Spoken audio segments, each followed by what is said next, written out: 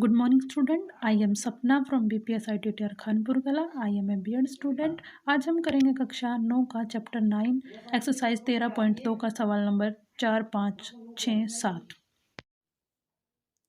अब हम करेंगे सवाल नंबर 4। जो सवाल नंबर 4 है वो एक राइट सर्कुलर को सिलेंडर से संबंधित है। राइट सर्कुलर सिलेंडर मतलब लंबवृत्तीय बेलन। तो देख लीजिए, ये होता है हमारा लंबवृत्तीय बेलन। तो जो स्टेटमेंट है सवाल नंबर 4 की, रोलर का व्यास 84 सेंटीमीटर है और लंबाई 120 सेंटीमीटर। एक खेल के मैदान को एक बार समतल करने के लिए 500 चक्कर लगाने पड़ते हैं। खेल के मैदान का वर्ग क्षेत्रफल ज्ञात कीजिए। तो अब देखो कि जो रोलर है वो किसी आकार का होता है, वो हमारा कुछ इसी आकार का होता है। बेलन के आकार का जो रोलर है, रोलर का व्यास जो दे रखा है वो कितना दे रखा है हमें। रोलर का जो व्यास है वो दे रखा है हमें, ये जो है ये है रोलर का व्यास। रोलर जो है लंब के आकार का होता है। तो रोलर का व्यास है 84 सेंटीमीटर। कितना दे रखा है? 84 सेंटीमीटर। और जो इस रोलर की लंबाई है, ये वाली जो लंबाई दे रखी है, ये दे रखी है हमें कितनी? 120 सेंटीमीटर। ठीक है। तो इससे क्या किया गया है कि एक खेत को इससे समतल किया गया है। ठीक है। समतल कैसे किया गया है? देखो कि इसको उस खेत के ऊपर चलाया गया है।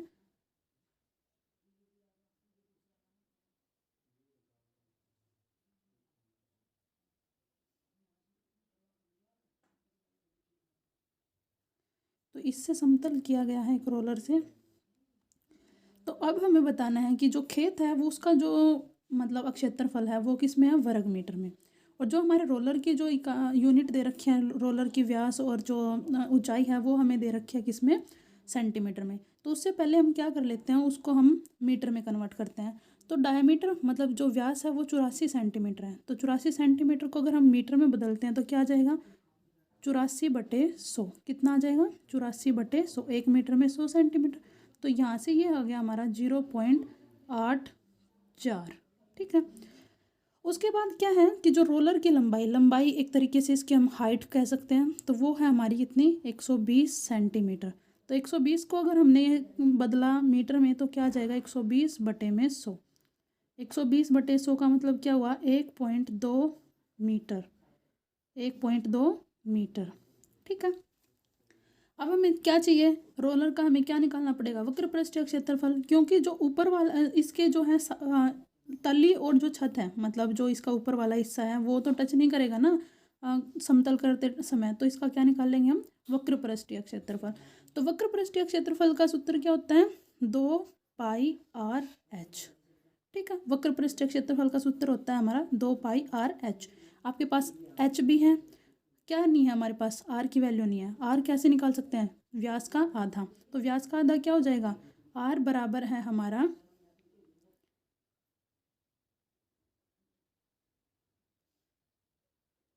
आर बराबर है 0.84/2। ठीक है। ये आ जाएगा हमारा 0.42 मीटर। ठीक है। ये आ गई हमारी त्रिज्या। हाइट आ गई थी हमारी कितनी? 1.2 मीटर। 1.20 मीटर। तो इसका वक्र पृष्ठीय क्षेत्रफल क्या हो जाएगा? रोलर का वक्र पृष्ठीय क्षेत्रफल। रोलर का वक्र पृष्ठीय क्षेत्रफल। पृष्ठीय क्षेत्रफल किसके बराबर आएगा? 2πr/h। ठीक है। 2πr/h। 2πr/h। ठीक है। तो इसमें हम रख लेते हैं वैल्यू। तो क्या आएगी हमारी वैल्यू? 2 गुणा 22/7। 2 गुणा 22/7 गुणा में आर की वैल्यू कितनी है? आर की वैल्यू आई थी हमारी 0.242 गुणा में एच की वैल्यू जो है हमारी 1.20। ठीक है। तो इसको अब हम हल कर लेते हैं, गुणा कर लेते हैं। इसकी क्या आ जाएगी? तो इसकी गुणा आई है हमारी, क्या था? 2 गुणा में 22/7 गुणा में आर की वैल्यू थी 0.42 गुणा में 1.20।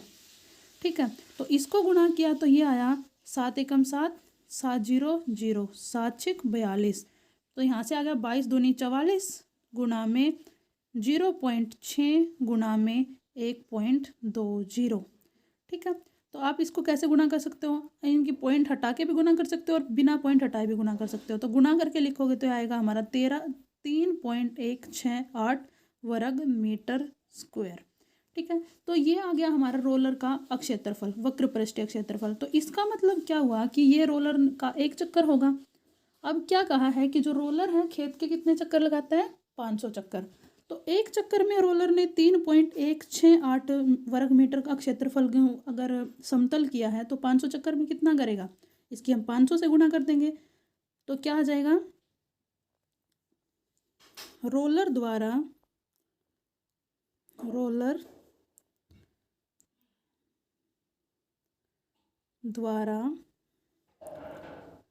500 चक्कर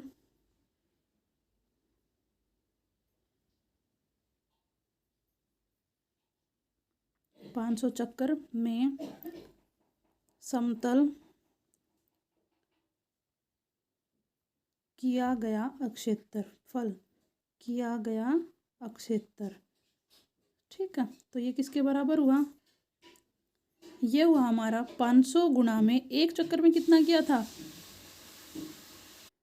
500 गुणा में 3.168 वर्ग मीटर। इसके गुणा करते हैं तो ये आएगा हमारा 1584 वर्ग मीटर स्क्वायर। ठीक है, तो खेत का क्षेत्रफल कितना आया, 1584 वर्ग मीटर स्क्वायर। तो ये था हमारा सवाल नंबर 4। तो सवाल नंबर 5, एक लंबवृत्तीय बेलन का वक्र पृष्ठीय क्षेत्रफल 44 मीटर है। यदि बेलन के आधार की त्रिज्या 0.7 मीटर है तो उसकी ऊंचाई ज्ञात कीजिए। तो ये है हमारा सवाल नंबर 5। तो आपको क्या दे रखा है कि एक बेलन दे रखा है। ठीक, तो जो इसकी आपको त्रिज्या दे रखी है वो क्या दे रखी है, 0.7 मीटर। ठीक है, हाइट मान लेते हैं कि वो क्या है, h के बराबर है। और क्या हमें क्या दे रखा है कि जो इसका वक्र पृष्ठीय क्षेत्रफल है 2πr/h वो किसके बराबर है, 44 मीटर स्क्वायर के। ठीक है, किसके बराबर है, 44 मीटर स्क्वायर के। तो अब हम क्या रख लेते हैं, 2 गुणा 22/7 पाई की वैल्यू हो जाती है। r की वैल्यू क्या दे रखी है, 0.7। और h की वैल्यू जो है हमें ज्ञात करनी है, किसके बराबर है, 44 के। ठीक है, किसके बराबर है, 44। 7 एकम 7, 7 0 0, 7 एकम 7। ठीक है, तो 22 दूनी 44 और 44 के हम 0.1 के साथ गुना करते हैं तो क्या आता है हमारा 4.4 गुना में h बराबर है किसके, 44 के। ठीक है, तो h की वैल्यू क्या आ जाएगी हमारी, h बराबर है 44/4.4। कितना, 4.4। अब इसको काटोगे तो क्या आएगा, देखो अब पॉइंट हटाने के लिए मैंने पहले बताया कि जो ऊपर है अगर नीचे से पॉइंट हटाने तो ऊपर मल्टीप्लाई कर दो, जितने के भी बाद पॉइंट है एक के पीछे उतनी ही जीरो लगा के, अगर नीचे करना है तो ऊपर वाले के साथ कर दो। तो 44 गुणा में 10 बटे में कितना आ जाएगा, 4.4। ठीक है, तो ये हमारा क्या हो जाएगा, देखो अब ये हो गया हमारा 44 गुणा में 10 और यहाँ से पॉइंट हटने के बाद ये भी कितना हो गया, 44। तो 44 से कम 44, 44 से कम 44। ठीक है, 44 से कम 44, तो 1 गुणा में 10 कितना हो गया, 10। तो ऊंचाई कितनी आ गई हमारी, h बराबर है 10 मीटर। कितनी आ गई, ऊंचाई बराबर है 10 मीटर। ठीक है, तो ये था हमारा सवाल नंबर 6 जिसमें हमें बेलन की ऊंचाई ज्ञात करनी थी। किसी वर्ताकार कुएं का आंतरिक व्यास 3.5 मीटर है और यह 10 मीटर गहरा है। ज्ञात कीजिए आंतरिक वक्र पृष्ठीय क्षेत्रफल तथा 40 रुपये प्रति मीटर की दर से इसके वक्र पृष्ठ पर प्लास्टर करने का व्यय कितना होगा।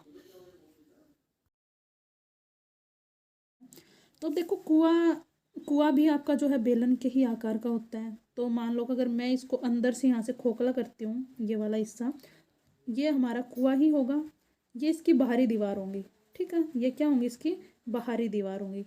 ये वही अपना जो पिछले क्वेश्चन में हमने टंकी वाला कॉन्सेप्ट करा था उसकी तरह ही है। तो जो इसका आंतरिक व्यास दे रखा है वो दे रखा है ये वाला हिस्सा 3.5 मीटर। ठीक है, क्या दे रखा है, 3.5 मीटर।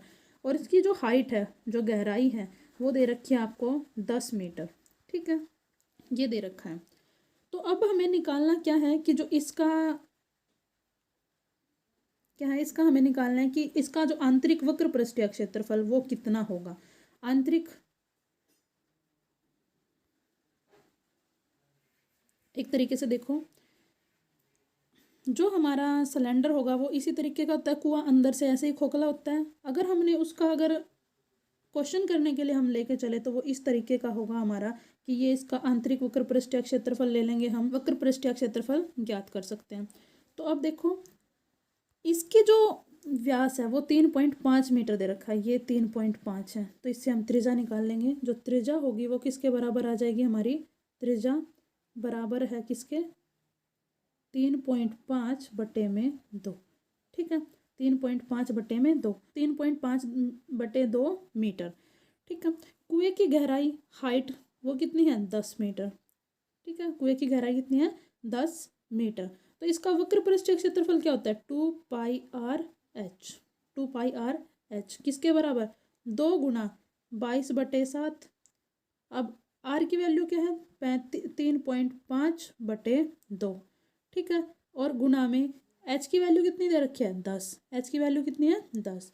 अब यहाँ से देखो, 7 एकम 7, 7 0 0, 7 पंजे 35, 2 एकम 2, 2 पंजे 10, कितना हो गया, 2 पंजे 10। अब इन सभी की गुना करेंगे तो क्या आएगा, 22 दूनी 44, और 5 की और इस 0.5 की गुना करते हैं तो ये आ जाएगा 44, 22 दूनी 44, गुना में 5 5 25, और एक के बाद पॉइंट था तो 2.5। ठीक है, तो कुल क्षेत्रफल आ गया इसका 110 वर्ग मीटर। कितना आ गया, 110 वर्ग मीटर। अब हमें क्या निकालना है कि जो इस पे अगर हमें प्लास्टर करना हो तो उसका खर्चा कितना आएगा। अब देखो, प्लास्टर करने का खर्चे का बात क्या है कि 1 वर्ग मीटर का खर्चा जो कितना दे रखा है, 1 वर्ग मीटर का जो खर्चा है वो दे रखा है कितना, 40 रुपये। कितना दे रखा है, 40 रुपये। अगर 110 वर्ग मीटर पे करना है तो कितना हो जाएगा, 40 गुना में 110। कितना हो जाएगा, 40 गुना में 110। तो ये किसके बराबर आ जाएगा, 4400 रुपये के। कितने के, 4400 रुपये। ठीक है, तो ये था सवाल नंबर 7। इससे आगे के सवाल हम कल करेंगे। Thank you so much.